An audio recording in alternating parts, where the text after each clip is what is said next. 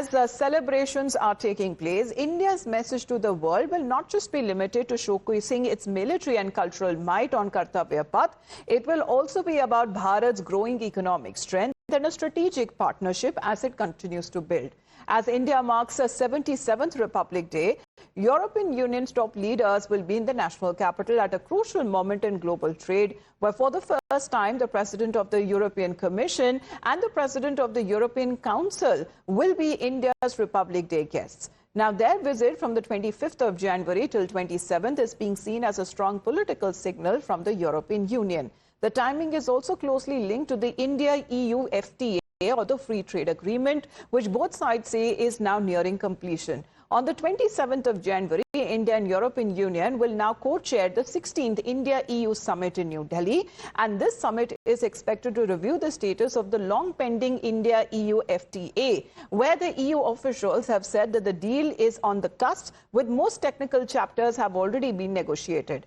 Now, since 2022, India and the EU have held around 14 rounds of negotiations and multiple ministerial level meetings. The Commerce Ministry has confirmed that 20 out of 24 chapters have already been closed and a handful of sensitive issues remain under negotiation.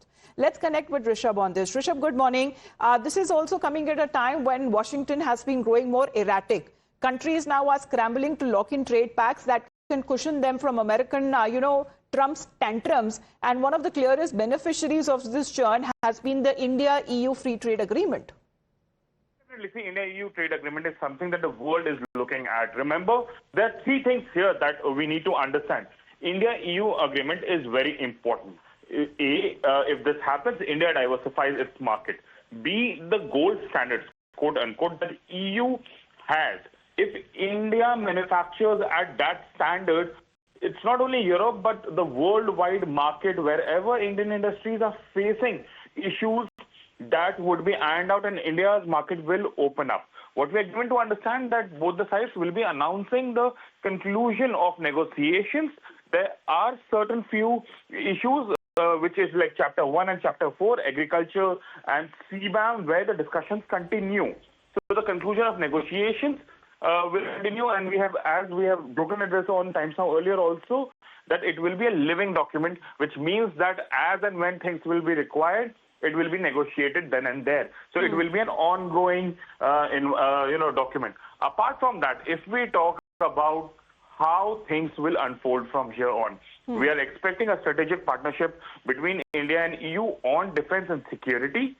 That is very important. A framework for facilitation of mobility. So mobility, clean energy, defense, security, FTA, all this would be packed when the India-EU summit takes place on 27th. Absolutely. The India-EU Free Trade Agreement that has now been fast-tracked and is now on the brink of being signed as India's invitation to the two top EU dignitaries to be the guest of honor on Republic Day celebration is a clear diplomatic signal of how much importance New Delhi is now giving to Europe. The work in progress that we are looking at, as far as now, let's take a look exactly why and the significance that has now been attached as far as India and the European Union is concerned, because now we are looking at the developments that has been taking place, how erratic when it comes to the geopolitical situation is concerned, and friend Trump, in fact, has imposed the steepest tariffs on India.